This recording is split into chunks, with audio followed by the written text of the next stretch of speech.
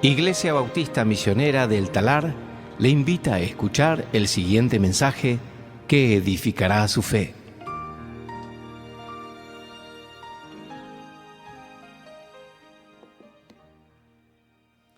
Bien, vamos a abrir nuestras Biblias en esta mañana a Lucas, capítulo 24. El libro de Lucas, capítulo 24.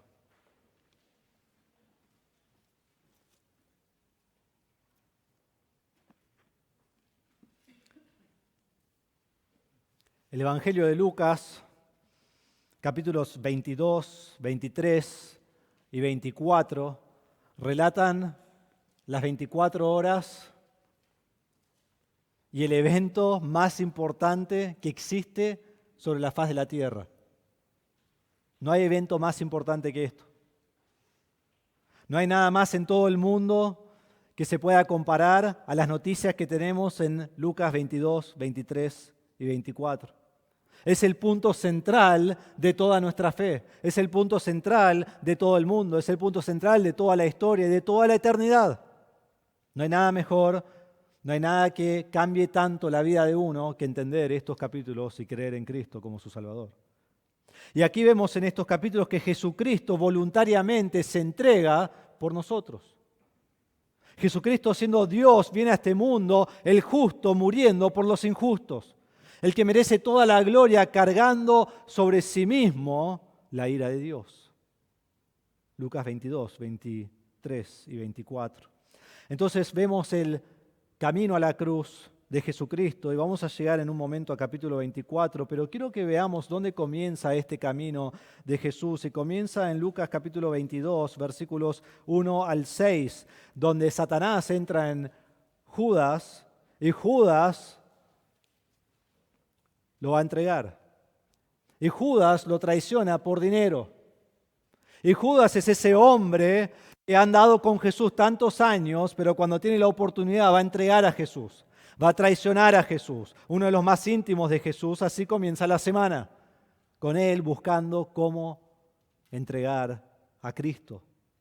En versículos 14 al 23, vemos que Jesús instituye la cena del Señor, que es lo que vamos a participar hoy en esta mañana. Y cuando Él lo hace, Judas también está ahí con ellos y Él dice que a Él lo va a traicionar. Pero mire el versículo 15, dice: les dijo, intensamente he deseado comer esta Pascua con ustedes antes de padecer. Esta es la última cena de Jesucristo antes de que Él padezca, antes de que Él sufra, antes de que Él muera en la cruz. Y en el medio de esto, Él les habla de la cena y dice: tomen el pan, esto representa mi cuerpo que yo voy a sacrificar por ustedes en unas horas.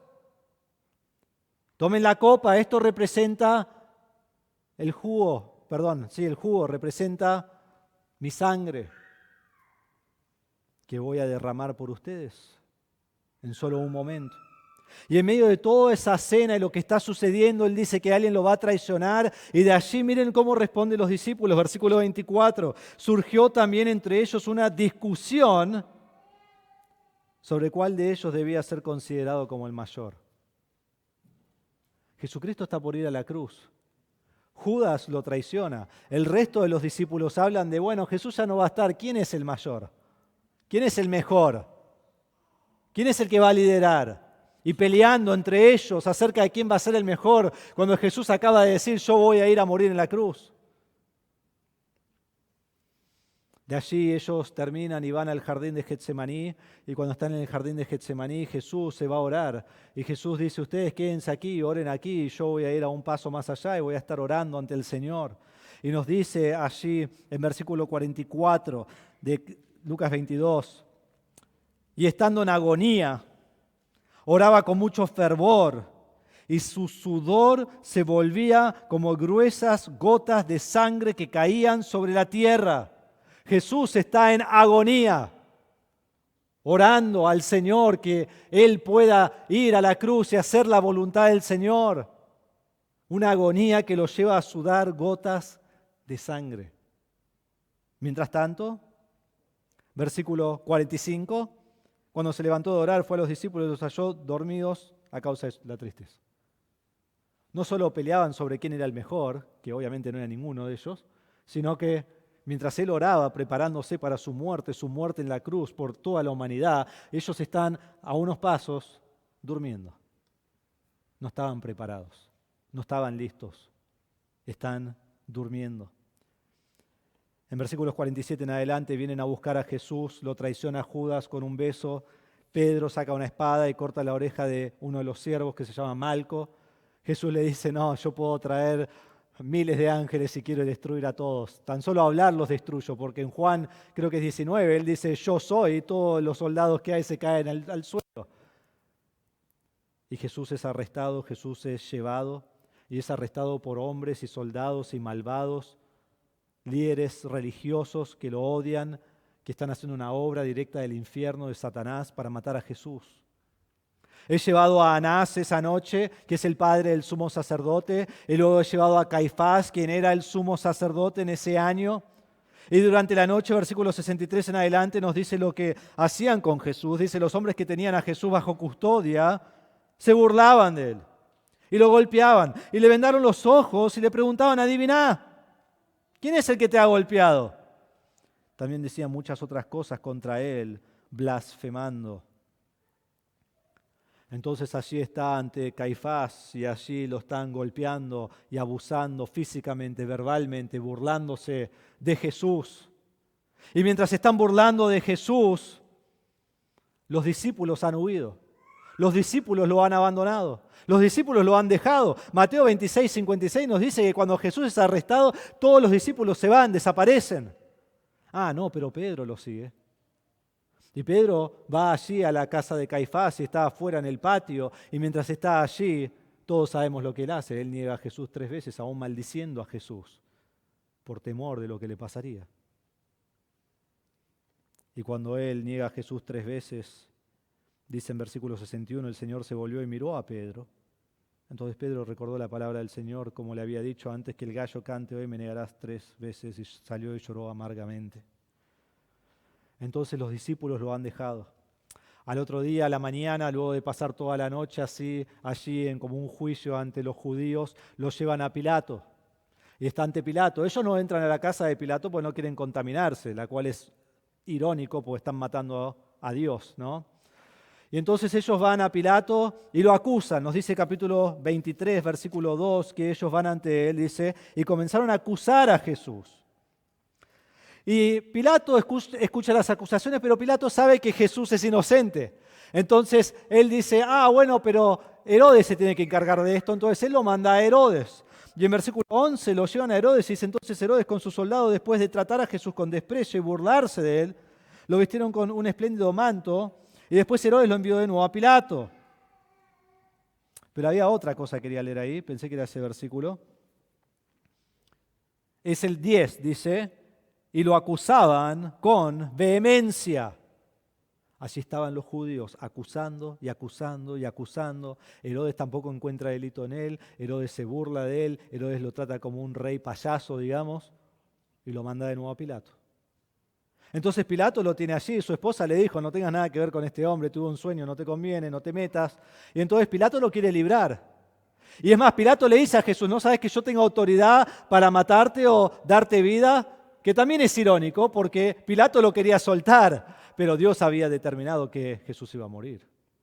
Y entonces Pilato dice al pueblo, siempre es costumbre que en la Pascua nosotros libremos a un prisionero. Y entonces ¿él qué hace? Él busca el peor prisionero que tiene en la cárcel, Barrabás, asesino, insurreccionista. El peor de lo peor, porque piensa ciertamente lo van a querer librar a él. Y dice, Barrabás o Jesús, y ellos dicen, libra a Barrabás. ¿Y qué hago con Jesús entonces? Crucificalo, matalo. Y Pilato no quería hacer esto, entonces Juan nos dice que Pilato va y azota a Jesús, como que pensando si azoto a Jesús y lo hago sufrir, el pueblo va a decir, no lo mates. Pero después de azotarlo, dice, después de azotarlo, dice, lo voy a soltar. Y dice, no lo sueltes, crucificalo. Y dice, pero yo soy limpio de la sangre de este hombre. Y se lava las manos y dice, no te preocupes, Pilato, que su sangre esté sobre nosotros. Y entonces los romanos los llevan a matar. a Jesús. Lo llevan a matar. El pueblo gritó por un asesino que sea librado. Gritaron por el inocente que sea crucificado. Y lo entregaron a la muerte. Pero es muy interesante que nosotros entendamos que todo esto fue el plan de Dios.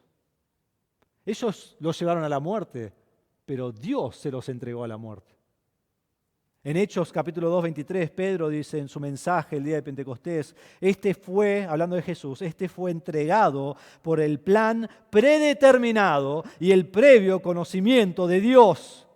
Y ustedes lo clavaron en una cruz por manos de impíos y lo mataron. ¿Por qué murió Jesús? Porque Dios lo entregó a la muerte. Por eso murió Jesús. Porque el plan era que Él viniera a morir por nuestros pecados. Pero no significa que Satanás no estaba obrando, no significa que los hombres eran limpios de lo que hicieron, no, ellos son responsables. Pero Él fue a la cruz porque Dios lo envió. Entonces Cristo va a la cruz, es crucificado allí en versículos 33 en adelante. Y miren todas las burlas que están sucediendo mientras Él está sobre la cruz siendo crucificado. Primero vemos que en versículo 34 Él dice, Padre, perdónalos porque no saben lo que hacen. Y en 24 vemos que los soldados echan suertes y están repartiendo entre sí los vestidos de Jesús, burlándose de Él. Versículo 35, los gobernantes están allí, ellos se están burlando de Él. A otros salvó, que se salve a Él mismo si este es el Cristo de Dios, su escogido. No es suficiente, pero los soldados también se burlaban de Jesús. Y decían, si tú eres el rey de los judíos, sálvate a ti mismo. Y si toda esa burla no es suficiente para uno que está más lejos o pasa por el camino, hay un cartel arriba de la cabeza de Jesús. Y este cartel también es una burla y dice, este es el rey de los judíos. El mundo lo aborreció. Las multitudes gritaron por su sangre. Los discípulos lo abandonaron. Pedro lo negó. Jesús fue aborrecido cuando debió ser amado. Y fue despreciado cuando debió ser adorado. Y fue abandonado cuando debió ser acompañado. Y así va Jesús a la cruz solo. Pero nada de esto fue lo peor. Porque Mateo 27, 45 dice, desde la hora sexta, que es el mediodía, las 12 del mediodía, hubo oscuridad sobre toda la tierra hasta la hora novena, hasta las 3 de la tarde. Y yo creo personalmente que ese fue el tiempo donde la ira de Dios estaba sobre Él, donde Él está cargando el pecado de todo el mundo sobre sus hombros. Y dice que a esta hora novena Jesús exclamó a gran voz diciendo, Elí, Elí, lema sabactani. Dios mío, ¿por qué me has abandonado? Luego de que todos lo han dejado y lo han despreciado, el Padre le da la espalda. No solo le da la espalda, pero el Padre carga sobre él la ira que pertenece a cada ser humano en este mundo y la pone sobre su Hijo. Él carga la ira de Dios, la ira que vos y yo merecemos, y la pone sobre su único Hijo amado. Y leemos toda esta historia y todo el relato de la cruz y decimos, ¿por qué? ¿Para qué? ¿Por qué Dios se haría hombre a morir por nosotros? ¿Por qué? Para salvar al mundo de sus pecados. Por eso viene Cristo, para salvar al mundo de sus pecados.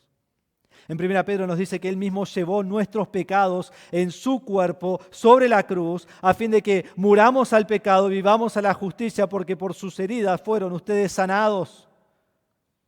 Pedro dice que porque también Cristo murió por los pecados una sola vez, el justo por los injustos, para llevarnos a Dios. La Biblia nos dice que Dios demuestra su amor para con nosotros en que siendo aún pecadores, Cristo murió por nosotros. Porque si cuando éramos enemigos fuimos reconciliados con Dios por la muerte de su Hijo, mucho más siendo reconciliados seremos salvos por su vida. Cristo vino para darnos vida. Cristo vino para salvarnos de nuestros pecados. Y sufre todo esto por nuestra salvación. ¿Por qué el mundo necesita ser salvo? ¿Por qué vos necesitas de la salvación de Cristo en tu vida? Porque la Biblia dice, por cuanto todos pecaron y están separados de la gloria de Dios. Y todos hemos pecado, y porque hemos pecado estamos separados de Dios, y porque estamos separados de Dios y porque somos pecadores, la Biblia nos dice que la paga del pecado es muerte. Nuestro fin es la muerte eterna, el infierno, separados de Dios para siempre. Entonces Cristo tenía que venir porque nosotros estábamos muertos en nuestros pecados y no podíamos hacer nada para acercarnos a Cristo, para acercarnos a Dios. Entonces Él tenía que venir a tomar nuestro lugar. Y solo alguien que es Dios y hombre al mismo tiempo podía ser el que muera por nosotros y nos salve. Y es solo por Él que podemos tener la salvación. Hechos 4:12 dice, en ningún otro hay salvación, porque no hay otro nombre bajo el cielo dado a los hombres en el cual podamos ser salvos. La salvación es solo en Cristo. Él dice, yo soy el camino, la verdad y la vida. Nadie viene al Padre sino por mí. Hoy vivimos en un mundo lleno de religión donde cada uno puede elegir cómo llegar a Dios y a qué Dios quiere llegar y cómo será la eternidad. Y hay toda una fantasía. No, hay una sola realidad y está en la palabra de Dios. Y solo por medio de Cristo puedo ser salvo. No hay ninguna otra salvación en ningún otro hombre, en ninguna otra cosa. Solo en Cristo. Entonces, ¿cómo uno llega a ser salvo? Porque por un lado tengo el sacrificio de Cristo, Él ha muerto en la cruz por mí, Él ha venido a dar su vida para que yo tenga vida eterna, pero por otro lado yo soy pecador y yo no merezco eso, y yo no merezco la salvación. Entonces, ¿cómo llego yo de acá a tener la limpieza que Cristo me ofrece? Llego por arrepentimiento y fe, que eso se llama conversión. La Biblia nos dice en un pasaje muy conocido en Juan 3:16 que Dios amó tanto al mundo que dio a su Hijo para que todo aquel que en Él crea, en Él ponga su fe, no se pierda, mas tenga vida eterna. El momento que crees en Cristo tenés vida eterna, eso no lo puedes perder nunca. Juan 17:3 dice, y esta es la vida eterna, que te conozcan a ti, el único Dios verdadero, y a tu Hijo Jesucristo, a quien has enviado. Muchos dicen, sí, yo creo en Dios, pero ¿crees en Cristo? Porque debes creer en los dos. Vamos a ver hoy en Lucas 24:47, dice que en su nombre, en el nombre de Cristo, se predicara el arrepentimiento para el perdón de los pecados. ¿Cómo llegamos a tener perdón de pecados? Arrepentimiento, aborrecer mi pecado, dejar mi pecado y fe en Cristo, que solo Él puede salvar.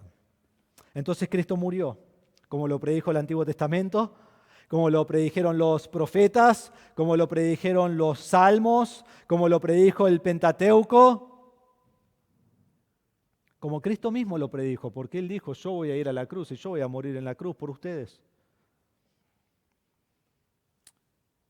Él lo dijo muchas veces, aún Juan el Bautista lo dice en Juan 1:29, dice, aquí está el Cordero de Dios que quita el pecado del mundo.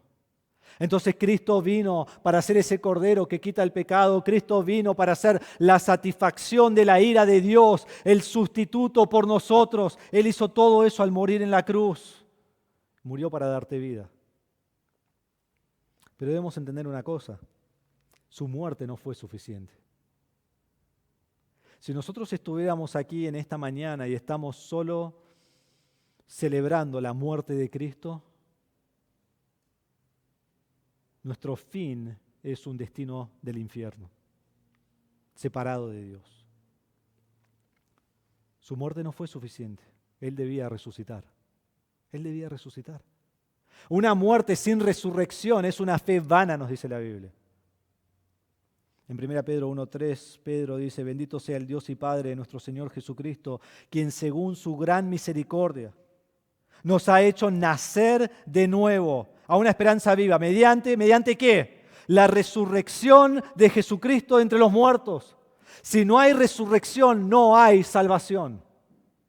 Eso de que Jesucristo se está sacrificando cada domingo, eso de que Jesucristo todavía está muerto, es una fe vana.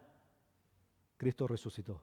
murió y resucitó. 1 Corintios 15:13 dice, y si no hay resurrección de muertos, entonces ni siquiera Cristo ha resucitado, y si Cristo no ha resucitado, vana es entonces nuestra predicación y vana también la fe de ustedes. Si Cristo no resucita, nuestra fe es vana. Pero hermanos, ¿saben qué? Cristo ha resucitado. Cristo ha resucitado. Entonces llegamos al final del capítulo 23. Y antes de arrancar capítulo 24, que es donde vamos a estar en esta mañana, hago estas preguntas. ¿Qué creyeron las mujeres que por tantos años siguieron a Jesús? Y vemos que hubo mujeres que también estaban allí entre el grupo que lo siguió de cerca. ¿Qué creyeron?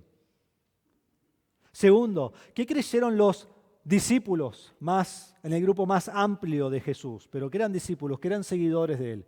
¿Qué creyeron ellos acerca de la muerte de Cristo y lo que debía suceder? Vamos un paso más allá. ¿Qué creyeron los apóstoles? ¿Qué entendieron los apóstoles de la muerte de Jesús y de lo que debía suceder y qué iba a pasar luego de su muerte? Hermanos, es muy simple lo que ellos creyeron. Ellos creyeron que todo había terminado. Ellos creyeron que este era el fin. Ellos creyeron que no había resurrección. Ellos creyeron que perdieron todo. Y capítulo 24 es muy claro en demostrar que todos creían que Cristo permanecería muerto, porque no lo entendieron. No lo entendieron. Entonces Cristo es asesinado el viernes.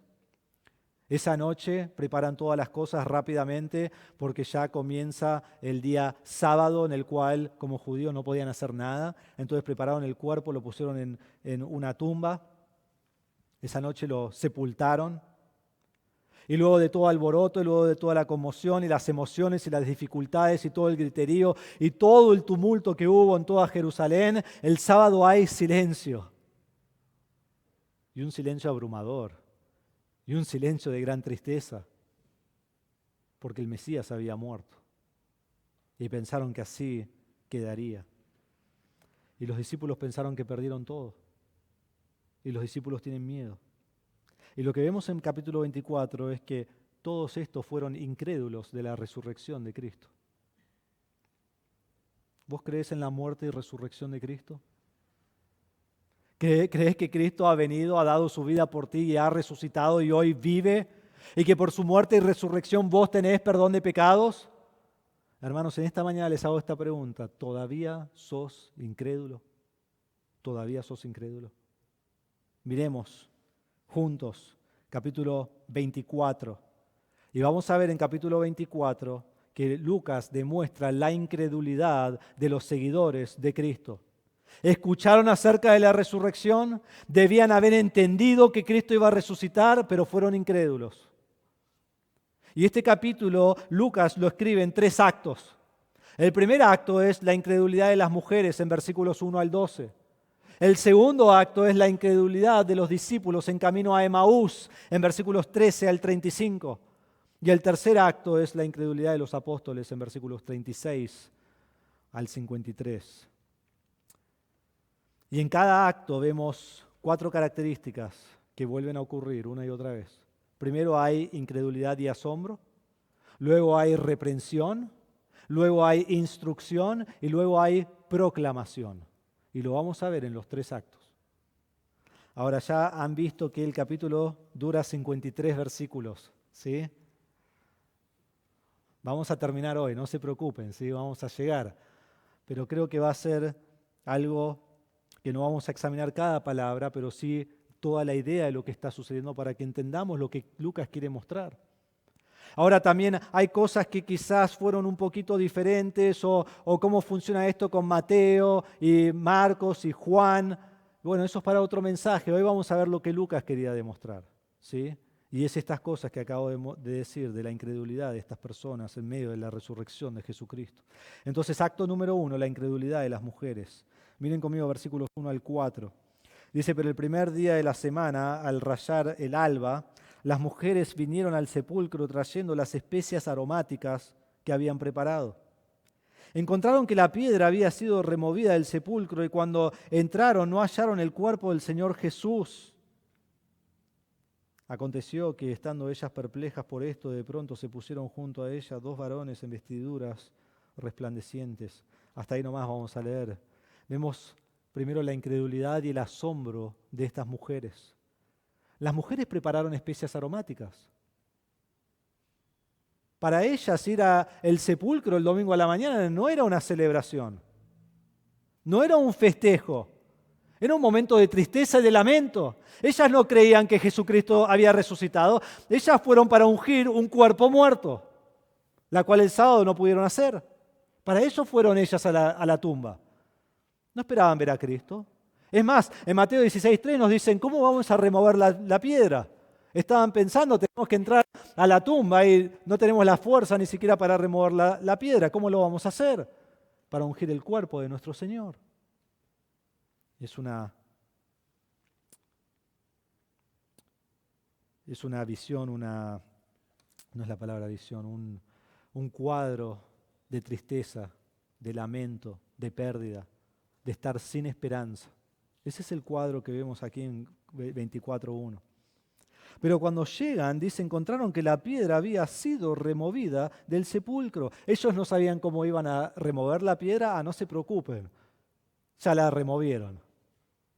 Y entonces ellos, dice, y cuando entraron no hallaron el cuerpo del Señor.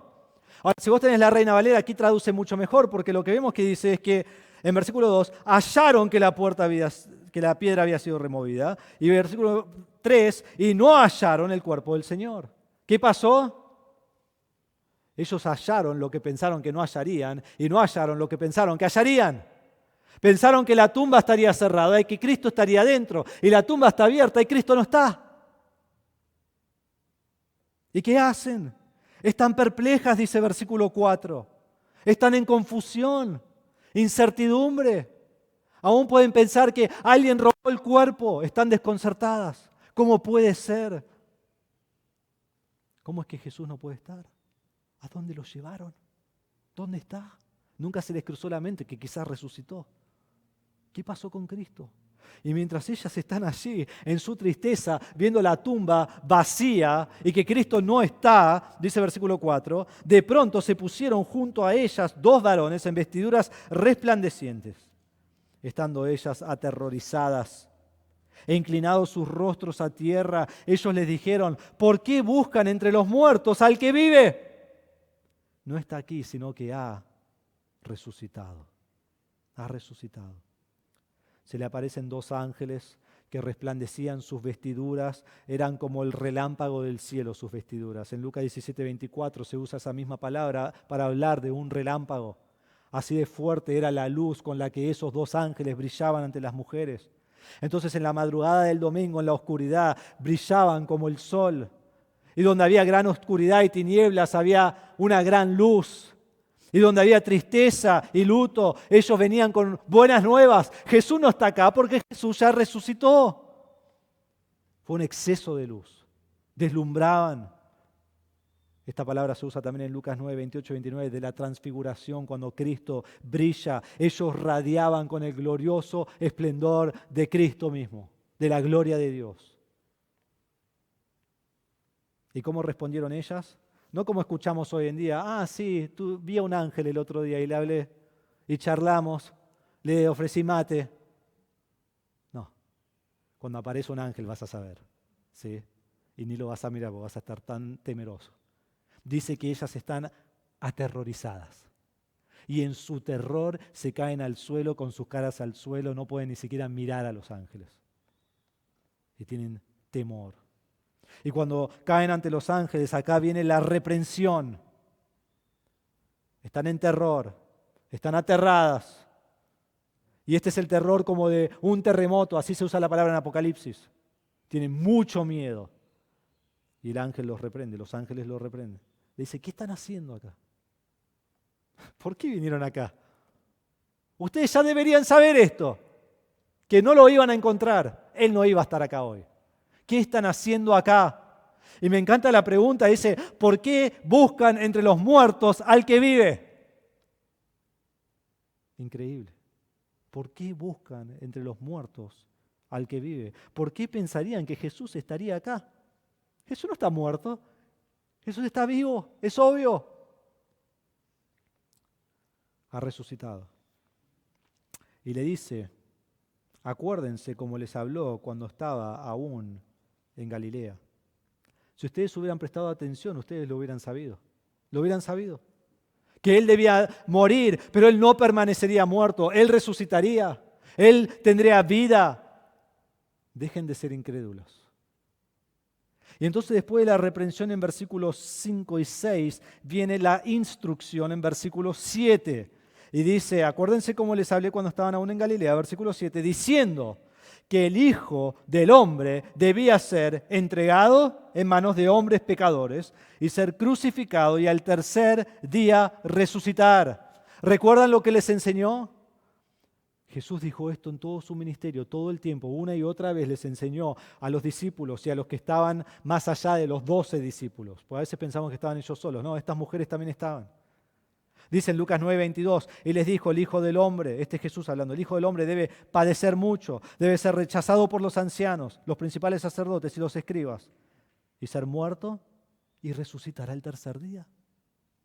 En Mateo 16:21, desde entonces Jesucristo comenzó a declarar a sus discípulos que debía ir a Jerusalén y sufrir muchas cosas de parte de los ancianos, de los principales sacerdotes y de los escribas, y ser muerto y resucitar al tercer día.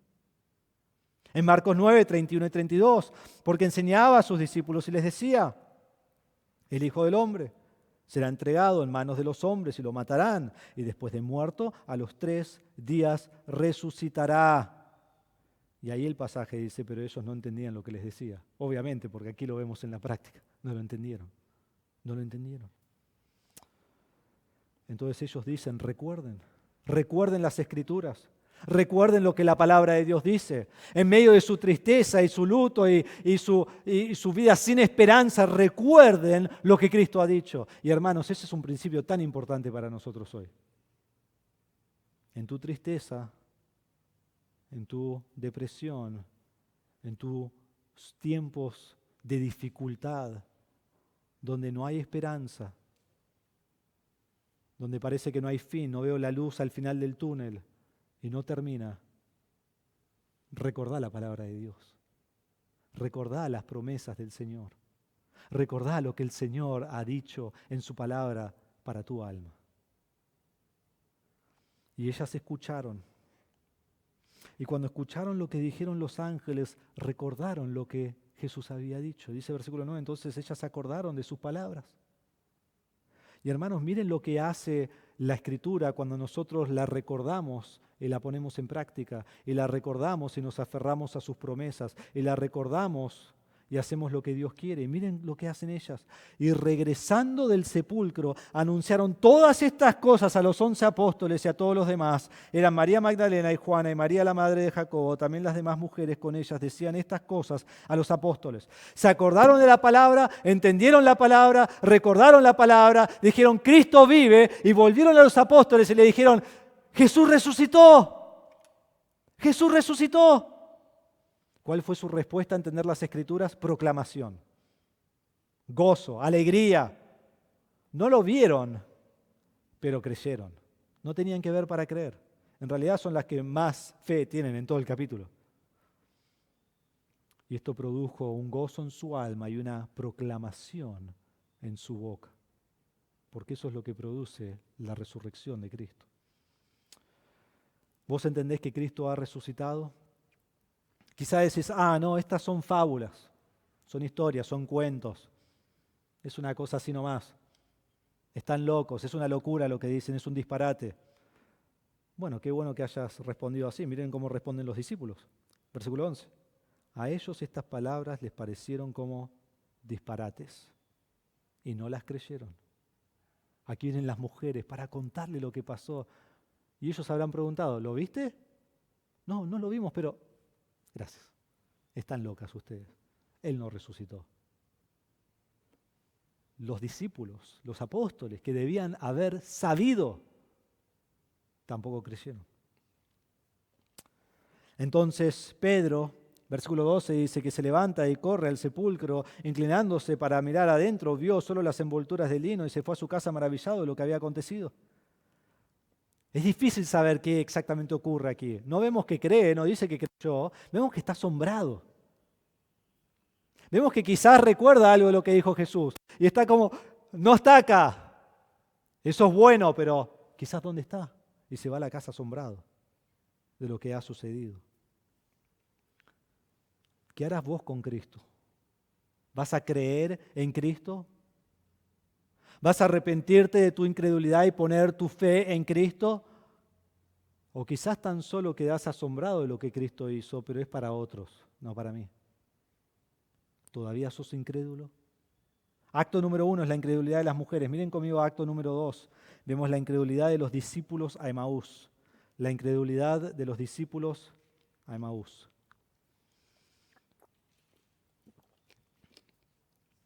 Versículo 13, aquel mismo día, 2 de los discípulos iban a una aldea llamada Emaús, que estaba como a 11 kilómetros de Jerusalén. Conversaban entre sí acerca de todas estas cosas que habían acontecido.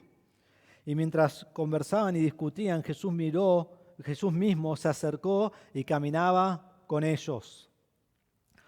Estamos en el mismo día, es domingo a la tarde, porque ya cuando llegan al lugar a donde se quedan, que lo más seguro es que fueron a sus casas, pero cuando llegan a su casa vemos que ya es de noche, entonces es la tarde del día domingo.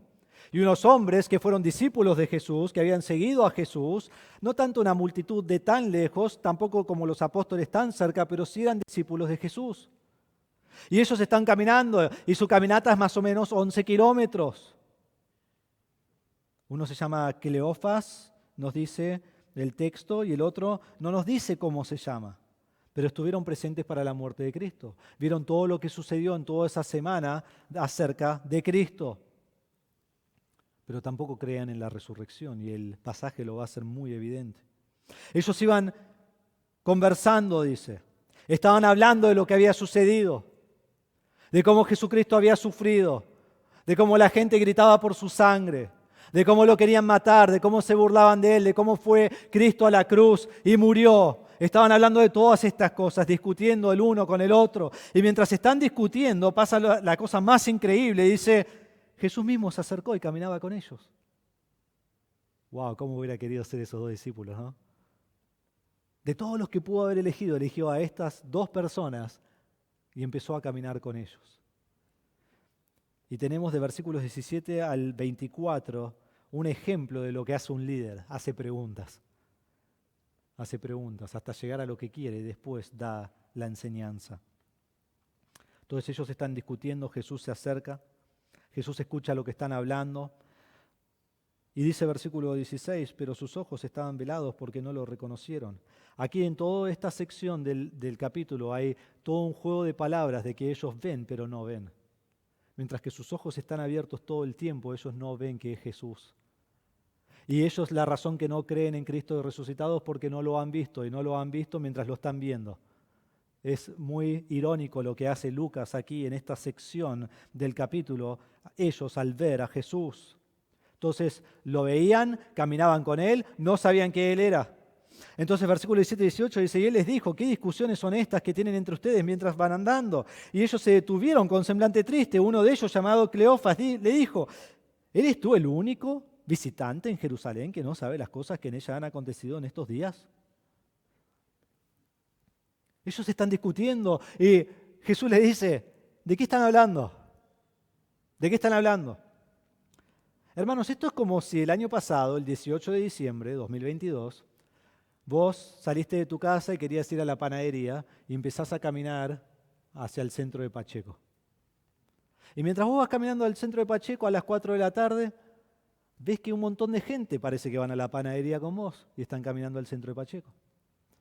Y la gente está tocando bocina, y la gente está cantando, y está saltando, y está celebrando, tienen sus bubucelas, tienen sus cornetitas, tienen sus camisetas de Argentina, bandera de Argentina, todos felices, el día más feliz de su vida, y vos empezás a caminar con otra gente y decís, ¿qué está pasando? ¿A dónde van? ¿Qué pasó? ¿Cómo van a responder? Te van a frenar y van a decir, ¿dónde estuviste el último mes? Esto fue algo así. Toda Jerusalén sabía lo que había sucedido.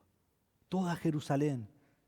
Y parecía que Jesús salió de una cueva de algún lado, porque no tenía idea de lo que estaba pasando. Pero como siempre, Jesús hace preguntas e indaga para llegar al corazón lo que ellos creían acerca de lo que había pasado y lo que no creían. Y entonces cuando él pregunta allí en versículos 17 qué pasa, ellos están caminando, están yendo a su casa y frenan de repente, tristes, y lo miran a Jesús como diciendo, ¿cómo que no sabes lo que pasó? Con tristeza en sus caras de lo que ha sucedido, le cuentan acerca de Jesús. Y entonces Jesús sigue este juego y le dice, ¿qué cosas? Le dicen, ¿vos sos el único que no sabe esto? ¿De estas cosas? Y Jesús le dice, ¿qué cosas? ¿Qué cosas? Y ellos le dijeron, las referentes a Jesús el Nazareno, que fue un profeta poderoso en obra y en palabra delante de Dios y de todo el pueblo, y como los principales sacerdotes y nuestros gobernantes lo entregaron a sentencia de muerte y lo crucificaron, pero nosotros esperábamos que Él era el que iba a redimir a Israel. Además de esto, este es el tercer día desde que estas cosas acontecieron. Entonces le empiezan a decir a Jesús todo lo que había sucedido porque piensan que no sabe. Y era un hombre poderoso, era el profeta de Dios y había venido. Y nuestros líderes que debían haber confiado en él, lo entregaron a los romanos y lo entregaron a ser asesinado y gritaron por su sangre, lo acusaron y se deshicieron de él. Y ahora está muerto. Nosotros pensamos que iba a redimir a Israel. Porque el Mesías debía ser alguien victorioso, conquistador, poderoso, y pensamos que iba a ser Él. Pero está muerto. Y no solo eso, pero ya pasaron 3 días. Su cuerpo ya se está pudriendo, ya no hay vuelta atrás. No pasa nada. Él murió. Y están en confusión, y están en tristeza, y están diciendo todas estas cosas en voz alta a este hombre que viene de lo más profundo de su desilusión, que habían puesto su fe en este hombre, Jesucristo. Pero su incredulidad va un paso más allá. Versículo 22 dice, también algunas mujeres de entre nosotros nos asombraron, pues cuando fueron de madrugada al sepulcro y al no hallar su cuerpo, vinieron diciendo que también habían visto una aparición de ángeles que decían que él vivía. Algunos de los que estaban con nosotros fueron al sepulcro, que esto es Pedro, sabemos, y del libro de Juan sabemos que es Juan. Pedro y Juan sabemos que fueron al sepulcro. Y lo hallaron tal como también las mujeres habían dicho, pero miren esto, pero a él no lo vieron. ¿Qué están diciendo? Hasta que yo no lo vea, yo no creo. ¿Y a quién están viendo? A Jesús. Entonces, mientras ellos están en su incredulidad, diciendo hasta que yo no lo vea, no lo creo, están viendo a Jesús. Pero también noten que las mujeres vieron la tumba vacía, escucharon que él vivía y creyeron sin ver. Pero estos hombres debían ver para creer y aún viendo no creían. Entonces Jesús los reprende, porque esto es lo que vemos, igual que en el primer acto. El segundo acto tenemos la incredulidad y después tenemos la reprensión. Y Jesús le dice en versículo 25 y 26, entonces Jesús les dijo, oh insensatos y tardos de corazón, para creer todo lo que los profetas han dicho. ¿No era necesario que el Cristo padeciera todas estas cosas y entrara en su gloria? Ustedes son necios. Ustedes son lentos, ustedes han escuchado a los profetas, ustedes deben saber todo lo que ellos dijeron. No se ha dicho vez tras vez tras vez que Jesús no vendría y iría directo a la gloria. No, Jesús debía padecer primero. Jesús debía sufrir primero. Él no venía a quitar a Roma, Él venía a sufrir y luego entrar en su gloria. Pero ellos no lo entendieron.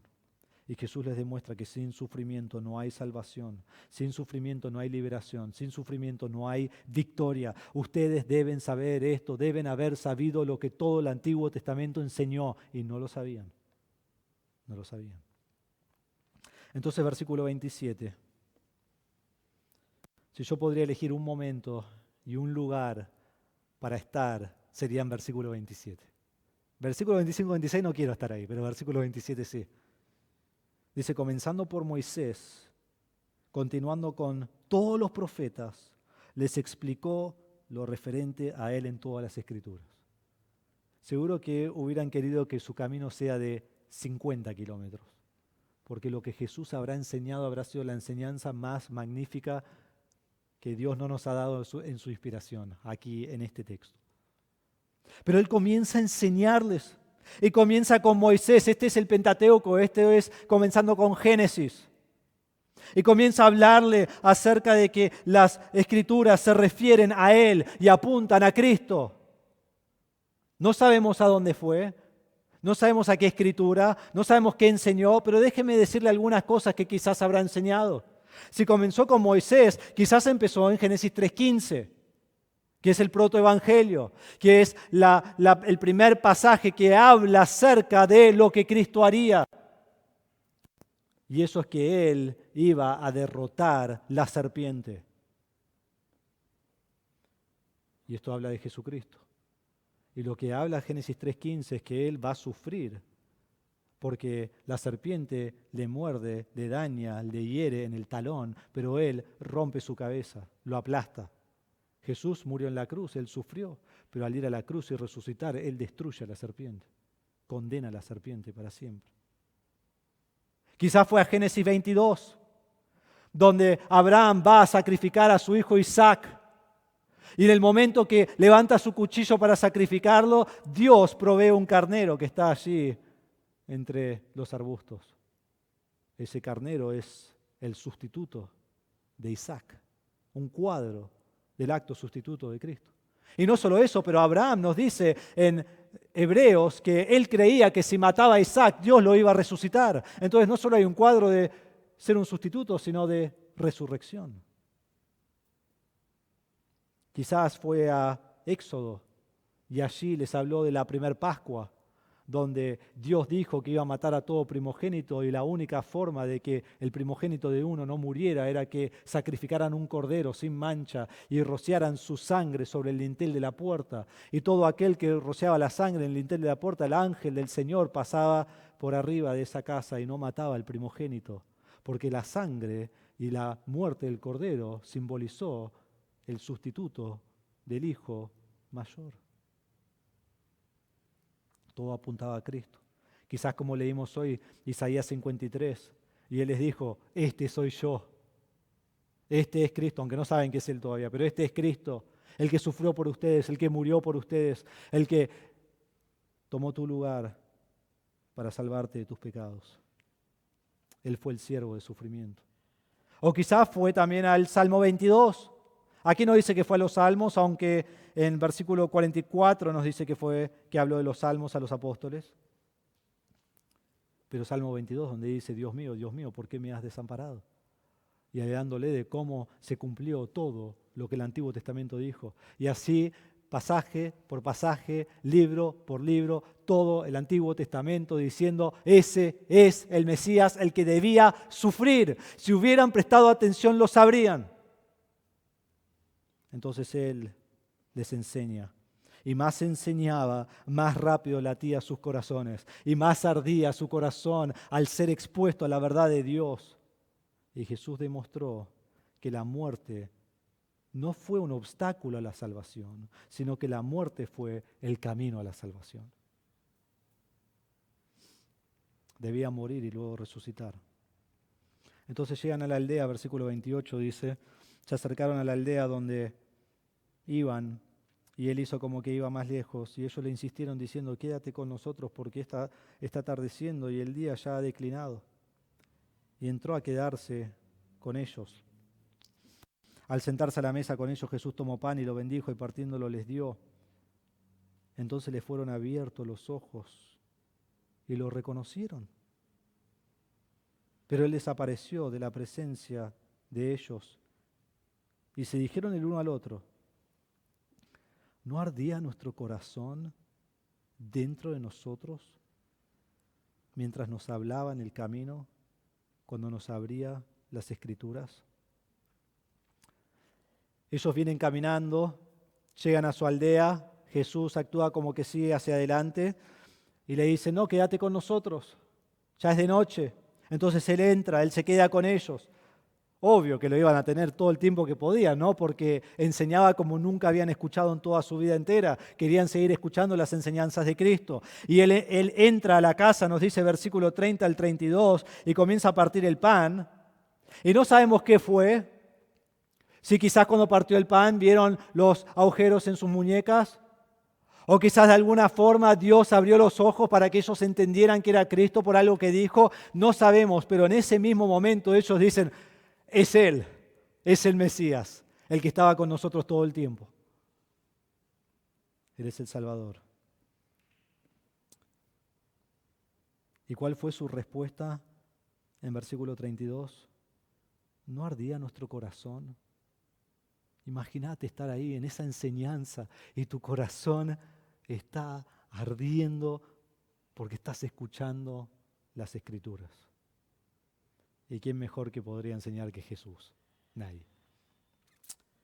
Y su respuesta en versículo 33, miren esto, levantándose, en esa misma hora regresaron a Jerusalén y hallaron reunidos a los 11 apóstoles y a los que estaban con ellos, que decían, es verdad que el Señor ha resucitado y se ha aparecido a Simón. Y ellos contaban sus experiencias en el camino y cómo lo habían reconocido al partir el pan. ¿Qué es lo que vemos? Igual que las mujeres, recuerden, las mujeres vieron el sepulcro vacío, escucharon que Jesús resucitó y corrieron y fueron a contar a todos los apóstoles. ¿Qué hacen estos hombres? Están a 11 kilómetros de distancia. Están en la ciudad de Maús, están lejos, es de noche, era peligroso caminar de ciudad de noche y ellos dicen, no importa nada, tengo tanto gozo, tengo que proclamar esto, tengo que decir que vi al Mesías, que vi a Jesucristo, que vi al Salvador del mundo, y se levantan y vuelven a Jerusalén. Vuelven a Jerusalén. Es tan increíble que si vos lees comentarios, muchos van a decir, no, esto fue al otro día, porque era muy peligroso. Eso lo hace aún más increíble, que ellos sabían que querían compartir y proclamar lo que Dios había hecho en sus vidas.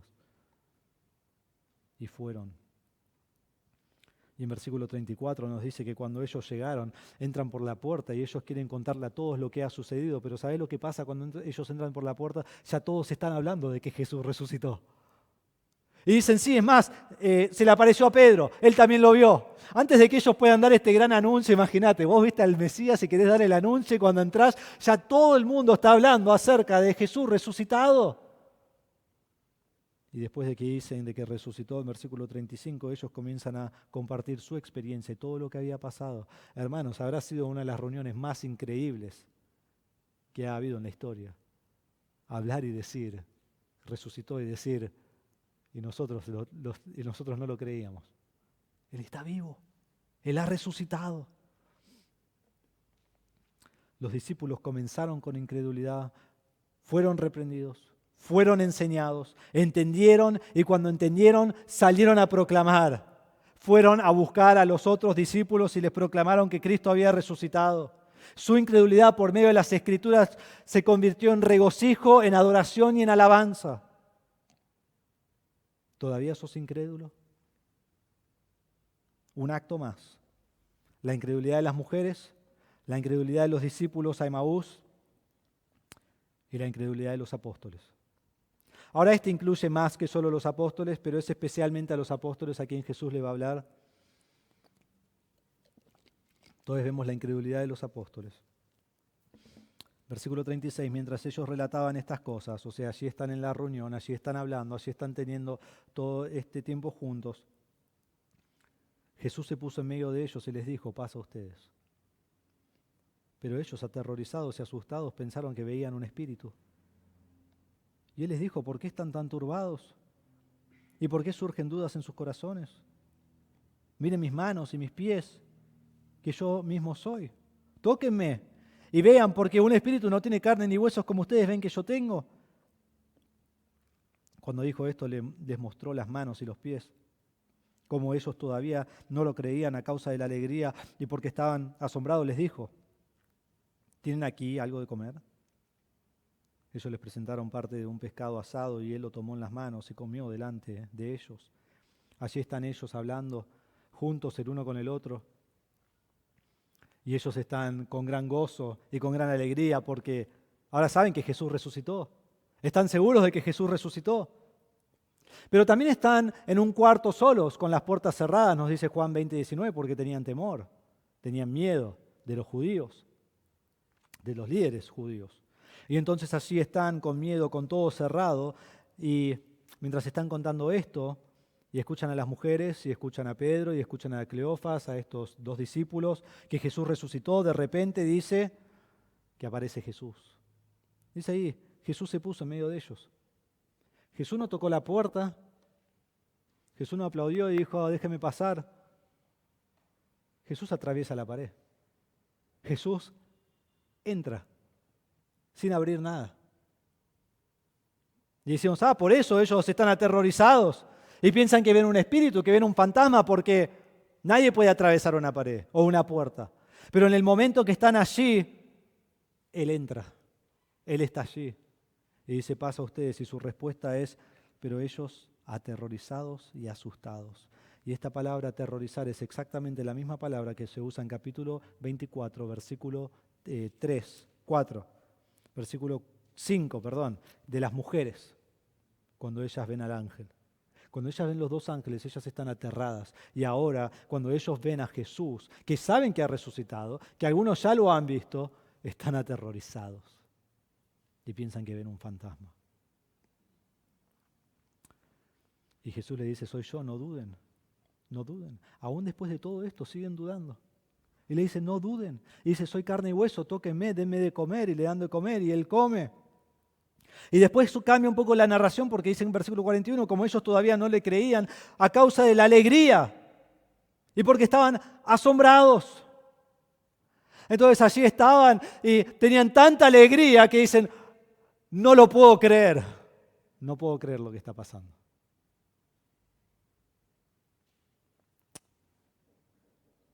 Entonces en versículo 44 vemos la reprensión, porque lo primero siempre es el que son incrédulos y asombrados, y aquí vemos la reprensión. Después Jesús les dijo, esto es lo que yo les decía, cuando todavía estaba con ustedes, que era necesario que se cumpliera todo lo que sobre mí está escrito en la ley de Moisés, en los profetas y en los salmos. Jesús les enseñó, ellos fueron incrédulos, Jesús les dijo todo lo que iba a pasar, tiene a todos juntos en un solo lugar, ahora los reprende a todos. Y ellos debían haber creído, no lo hicieron.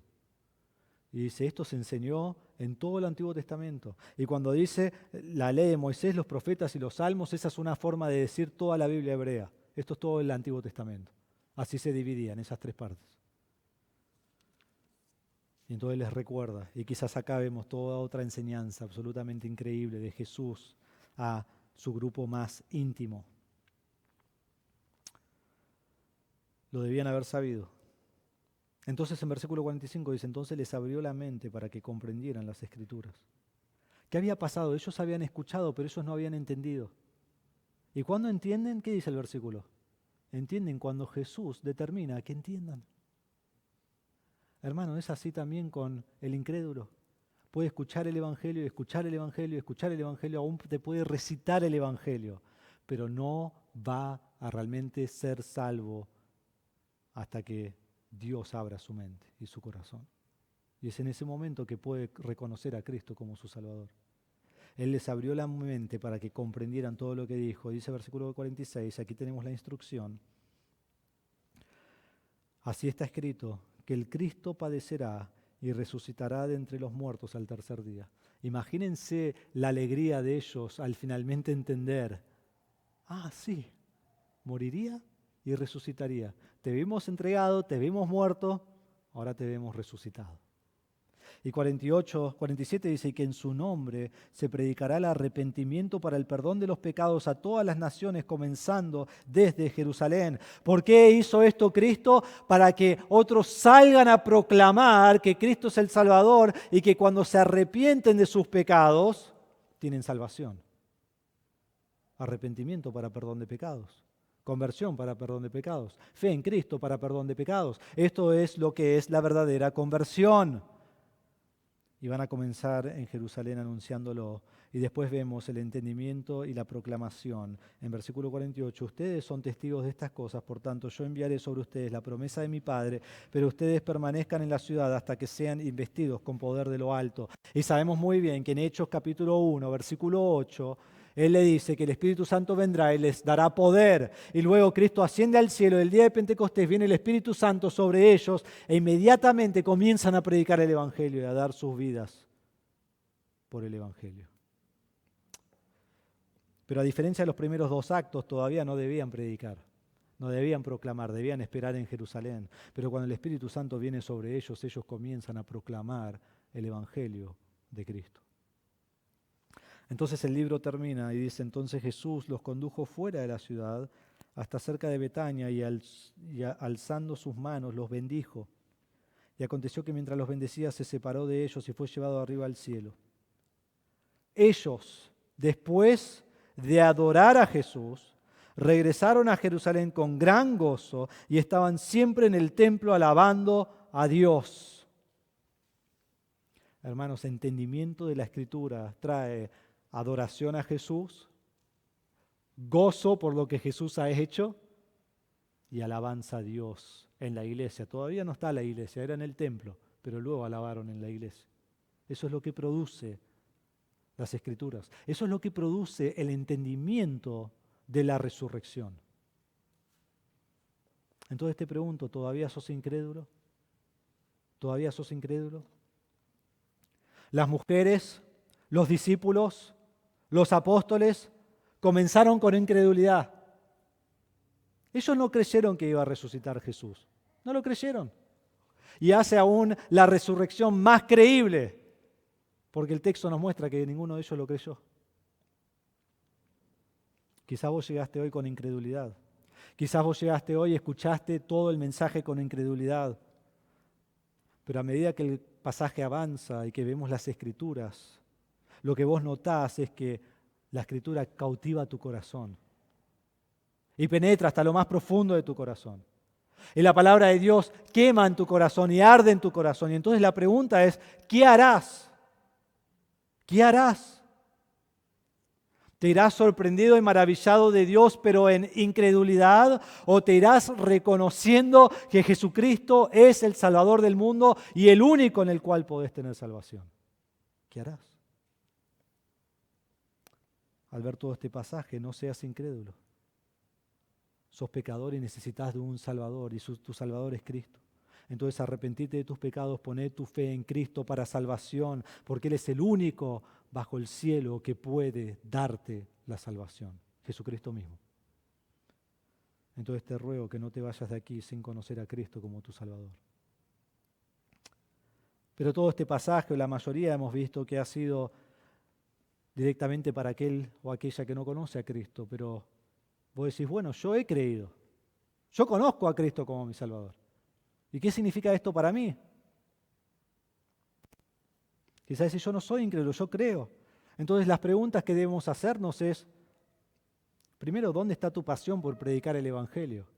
¿Por qué vemos acá? Cristo resucitado, corren a compartir lo que han visto, o aún lo que no han visto, pero que Cristo ha resucitado. ¿Dónde está tu anhelo por adorar a Cristo Jesús como tu Señor? Vemos que al final del pasaje ellos adoraron a Jesús. Tenían anhelo en adorar a Jesús. ¿Dónde está el gozo más profundo de tu vida? Entonces cuando hay tristeza, cuando hay dificultades, ¿en quién te refugias? Porque Cristo es nuestro gozo, porque Él es nuestra esperanza. Y podemos preguntar, ¿cómo es tu alabanza de Dios en la iglesia? ¿Para qué voy a la iglesia? ¿Para qué estoy en la iglesia? ¿Cuál es mi deseo de estar en la iglesia? Debe ser para alabar a Dios. Y alabo a Dios porque Cristo ha resucitado. Entonces, creer que Cristo salva tu alma y te hace hijo de Dios, es verdad, debes creerlo. Y mientras lo crees, produce un deseo insaciable en tu corazón de adoración, de alabanza y de gozo, y de salir y proclamar el Evangelio a otros. Entonces debemos examinarnos, quizás entendemos y somos salvos, pero no produce estas cosas, hay algo mal. Quizás he comenzado a olvidar lo que Cristo hizo por mí. Debo recordar, debo ver la Escritura y ver que Él ha dado su vida por mí, porque debe producir estas cosas en mi vida. ¿Vos proclamás el Evangelio a aquellos que están perdidos?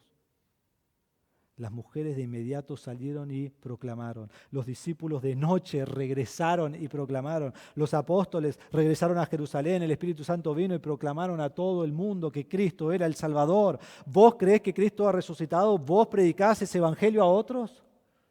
Es lo que hicieron. El creyente que entiende lo que Cristo ha hecho proclama y proclama con felicidad.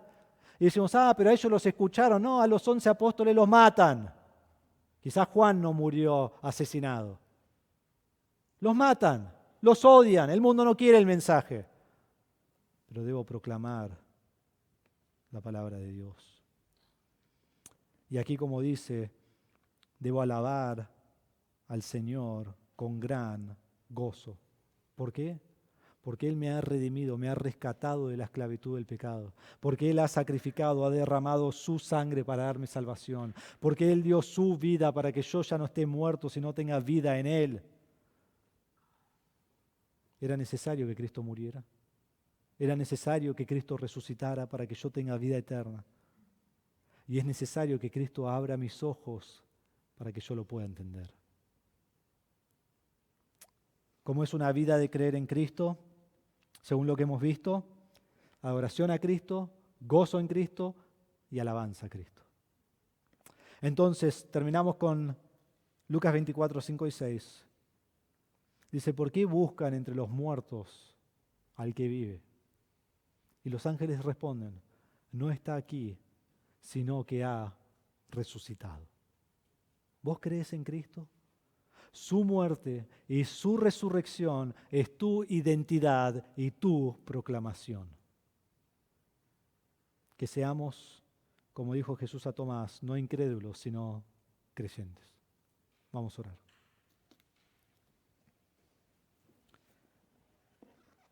Padre, cuán poderosa es tu palabra y cuán hermosa es a nuestras vidas, a nuestros pensamientos, a nuestro corazón. Nos postramos ante ti, Señor, caemos ante ti. Al ver la gran salvación que tenemos en Cristo Jesús. Jesucristo, siendo Dios, ha dejado el cielo, ha venido a la tierra, como esclavo vivió. Lo más bajo de lo más bajo, dice Filipenses capítulo 2. Y vivió una vida perfecta. Y siendo el Dios hombre, justo, santo, sin pecado, sin mancha. Nunca un mal pensamiento, nunca abre su boca en maldad contra otro, fue llevado a la cruz. Porque su santidad mostraba el pecado del hombre y el hombre aborrece la luz. Y lo crucificaron y lo mataron. Y Satanás reunió toda esta fuerza de maldad para llegar a este punto. Quizás pensó que ganó, pero todo esto en realidad fue el plan de Dios. Porque era la única forma de redimir a aquellos que son muertos en pecado. ¿Y quiénes son muertos en pecado? Todos, todo el mundo. Era la única forma que haya salvación.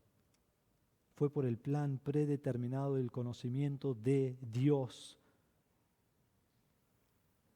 Y Él murió tal como se profetizó.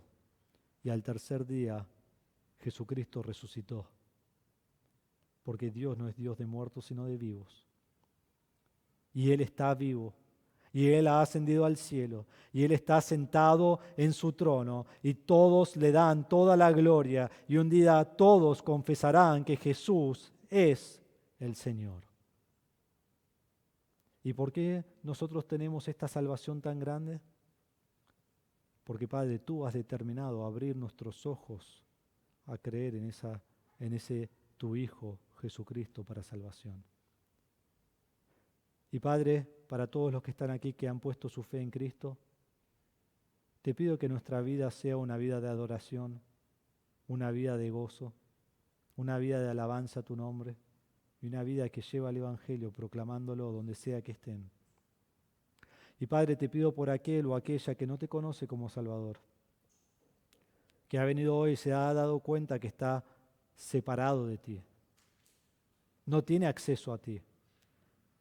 Y busca un montón de formas para llegar al Padre y ninguna la llevan ahí porque hay un solo camino y ese es Jesús. Que quebrante su corazón, que quebrante su orgullo, que quebrante su incredulidad, que se arrepienta y ponga su fe en ti. Y ya no busque a Cristo entre los muertos, sino que sepa que Cristo ha resucitado y puede ser el Salvador de su vida. Te damos gracias por tu palabra en esta mañana, en el nombre de Jesús. Amén.